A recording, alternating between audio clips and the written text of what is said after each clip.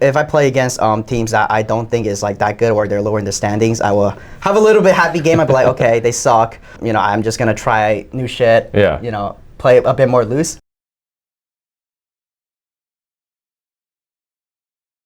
A lot have changed, Teams changed, moved on TSM to FlyQuest, you've covered that before. Now with this super team, had that amazing start, lost to TSM, weirdly enough. And then now kind of like people have you in this weird spot of like, hey, they're winning, but now they don't look as dominant as they did in the first half. What do you think about that? When people say that, what do you think? I mean, I agree. Like obviously, just even the players feel it themselves. When we play the games and just in general how the games turned out, it's not super clean. Yeah. I mean, I think partially it's multiple different reasons, right? Yeah. It's us not playing as well as we used to, and also I think it's just the players getting better. Sure. So it's like both parts, but I definitely think our effort and how we approach the games definitely went down after we got the really insane start. You think it was an effort thing? I feel like it's an effort thing. I think we try super hard in the beginning of split. We also came back from Korean bootcamp, right? Obviously that's like a buff, but I definitely feel like maybe a bit of complacency, or I don't want to say overconfidence, but I think maybe it's a little bit somewhere of that, in that direction. Where we can't lose. Yeah. Like our champions just have like a insane buff, just because we're winning every game. You were dunking on everyone. It wasn't even just winning. You were like destroying everybody. Yeah. I mean, it's just like I could definitely feel the difference, at least when you play the game, how fluid the game is. Sure. Just without like considering the champions. Yeah. Some people say we were super like meta. Like the meta favor us, right? But I just feel like even in the game, it just felt like the flow of the conversations, how we talk to each other, things like that was a bit off compared to before. Yeah. So I don't really have a single reason, but I definitely think that's true. How is the prep different? I guess this is a bigger question. You can talk about prep, you can talk about execution. You've been on great teams before. You've been champ before, you've been MVP before. How's this team differ compared to that? Especially now that you've proven, wow, this team is that good. I mean, I think in a way, it's really similar to 2021 TSM. I would say where it's like in terms of review, we're really focusing a lot on mid-game, right?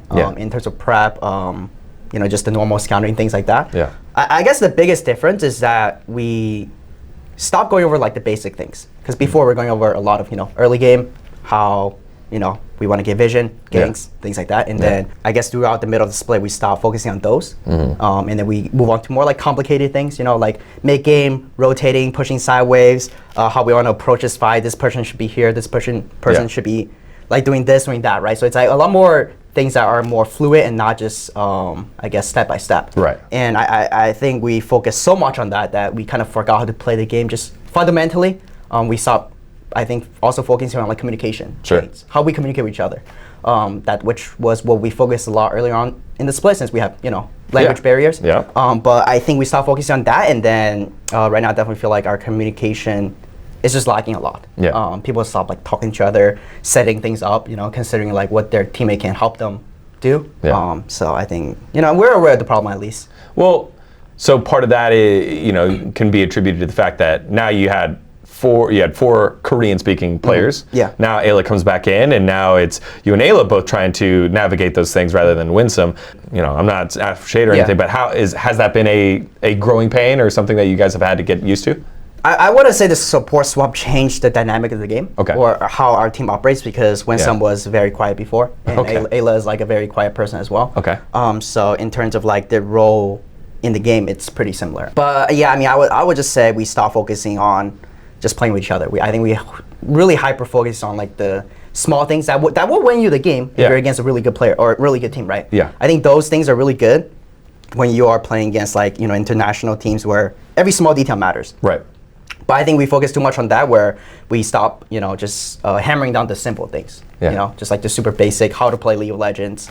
And I think we kind of lost our way in that. When you look at your career, at what point did you start feeling like, hey, I'm not the young guy anymore? You've been in the league for a while now. You've gone to Worlds. You've won MVP. You have an accomplished career that a lot of other junglers could dream of, right? Have you felt that shift with both Winsome and with Ayla coming into the roster, or at what point in your career did you feel like, oh, I'm not the young guy anymore? I don't know. I still don't feel that way. Yeah. Strangely enough. You give that maybe young maybe it's a energy bad thing. Maybe it's a bad thing where it's like I think I've been playing at least LCS for 2-3 years. What? I think this is my, like, because I started in summer, so this is 2 point. If I finish this split, Started in it's 3 summer years. 2020? 2020, yeah. Okay. So if I finish this split, it's 3 years. Yeah. But I don't really feel that, strangely enough. I'm not really sure why. Yeah. Yeah. It's just interesting how, you know, on the shows and with the pundits, we clump your name in there with all the other greats, right? And it's just known. It's known that Spica was a player that his dip wasn't because of him. That was TSM's infrastructure at that time not supporting you in a way that I think could have got the best out of you. And then you're plug and play and right back at the top again, right? I mean, I think that is, I think partially, I guess, talking about the last year's like TSM thing, I think partially definitely could have done better. I think it's also like a hard environment. I don't think it's just like, you know, oh, I got fucked because we had a lot of team issue, things like that. I think it's also like, you know, up to me to like really refocus, right? I think it was really hard for me to handle.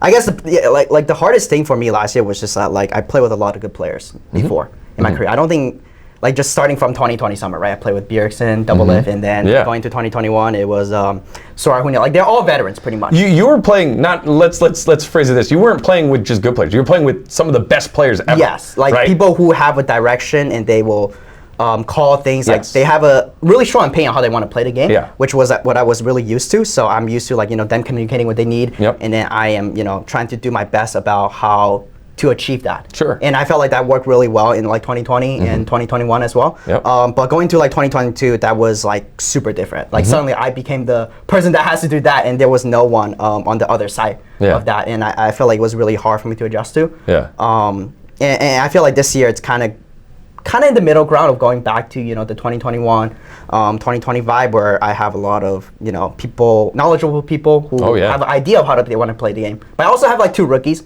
I think Vikla and Ayla, they are still trying to figure out how they want to play the game. Sure. They're kind of like that in between, right? So it's like kind of in the middle ground. How does that, you know, and plus with this jungle meta, like, how does that change the way that you approach it? Because you've always been an overpower you kind of guy, right? You will outthink them, you'll outcarry them. This now feels like, all right, I've got Impact up here who's like a wealth of knowledge, but meta doesn't really play down there. I have Prince, who's one of the best players in the league, and then I've got 2 young players that are around it. What is your role in that, you know, when you think about it? I mean, I think it's still trying to figure that one out. I think I still need to take a high, or like a more communication role, because I think especially Vikla and Ayla, sometimes they don't understand what is going on in the game.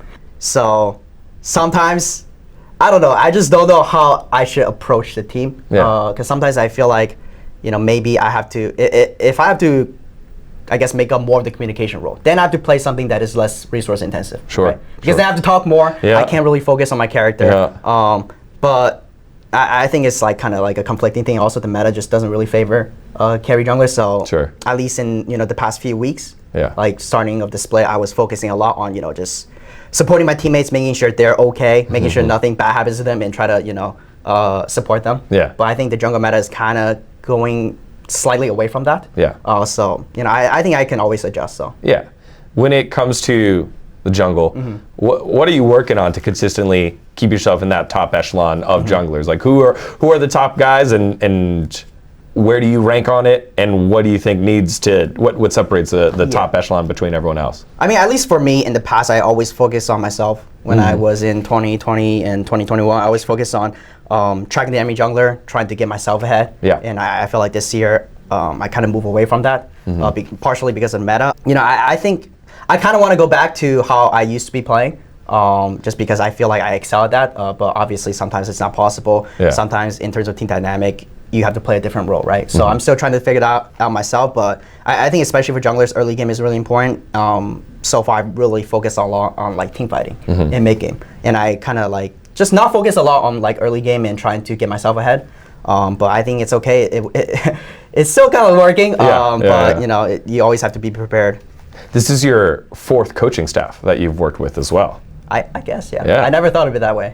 So what is the feedback that you're getting this time that's different? Obviously you had different coaching staffs, but now it's a completely different organization. What's FlyQuest as an organization, both as, you know, Nick and Pop Smithy, and then also the coaches Sharks and Song, like what have they given you? I mean, I think Alex Sharks, he always works with me on like early games. He look at all the regions, how other jungle paths, so it was really helpful. And then Song mostly just for team play, I would say. Macro, things like that, rotations, how we should do on the map. I think that is like their main role, pretty much. You've had the unique role of being the pack leader on a team before, as you are now with FlyQuest again. You've had the role of being the team that punches up and gets upsets. Which one do you rather be? For me, I always like punching up, always. Because I feel like if I am against a stronger opponent, I feel like I just can't lose. You like match their level or like I think a lot of times I play to my opponent's level. Yeah. Just because when I play against people or teams who I think are good, I will focus really, really hard. Yeah. But if I play against teams that I don't think is like that good or they're lower in the standings, I will have a little bit happy game. I'll be like, okay, they suck. You know, I'm just gonna try new shit. Yeah. You know, play a bit more loose. I think sometimes it's a bad thing. Yeah, man. But that's just like I don't know if I could change that mentality. I think that's just how I am. That makes it super hard for you to ever be in first place. Like, I mean, like when I play, I think especially, like when I play against stronger opponents, I feel like I just play better. Like I feel like when there's pressure on, I just focus better. Who, and this could be international as well, who do you enjoy playing against in terms of jungler? Or even just any player? I mean, just in terms of international, just all the teams that go to the tournament, right? Because they prove that, you know, they belong there, so no matter what, they're a good team. Yeah. Even though, you know, I think it's just, when you're in the game, it's not about 1v1. Sure. You're playing against a whole team. You're playing against 5 players, not just 1 player. Yeah. They're there for a reason, so you're playing against, you need to try your hardest against all 5 of the players. Give me one team that was like, oh shit. Oh, the team, I guess when we went to Worlds, I think Suning was the one. Really? Suning, yeah, they were insane. Like SOFM was insane. I mean, their top side was insane. Yeah, Ben at the tournament. Yeah, like we scrimmed like Damwon G2. I was like, okay, they're a good team, but when we scrimmed Suning, it was like, holy shit, they were insane. Was it Angel? Was Angel in there? It was Angel. Yeah. Angel, SOFM, and Ben. Damn, and Ben was crazy. So brutal. Yeah, Ben was crazy that year. Yeah. Yeah. All right, close it out. I've been asking everyone, what's your favorite burger joint here in LA? Burger joint? Yeah. Oof. What team are you on? I hate In-N-Out. Let's get that out there. All right, sorry, Vikla. I hate In-N-Out. Oh, no, Vikla was not In-N-Out, but yeah, keep going. So In-N-Out, not an In-N-Out guy. Let me think. I mean, the most I get is probably Chick-fil-A. Okay. The most. But I like Five Guys as well, Chick-fil-A. All right, you are a Vikla guy, okay. Chick-fil-A, Five Guys, and then sometimes Shake Shack. Like, I'm kind of whatever. Yeah, okay. Like, I can eat most of them. But if I have to pick one, probably Chick-fil-A. Just because, not because of the burgers, but. Yeah. Well, the burgers are good, but their fries and the fries nuggets, and the sauces and the nuggets, it's all super good. It's like the whole combo. Ming Speakaloo, everyone. Again, congratulations on all the success that you had, all the all-pro votes that you're going to accrue, rightfully so, back at the top as you should be, and this successful season, man. Thanks for the time to chat and catch up, and this is good, man. I was like, this nigga hates me, man. I don't know if we're going to do this. I know it was going to be a bit awkward, but it's fine, you know? All right, guys, for more content, make sure to keep it locked here on D-Gon Esports. Thanks again, Spica. Appreciate it. Thank you so much. All right. All right, let's go. Easy, man. Oh, shit. My leg went numb. It was so cold today, man.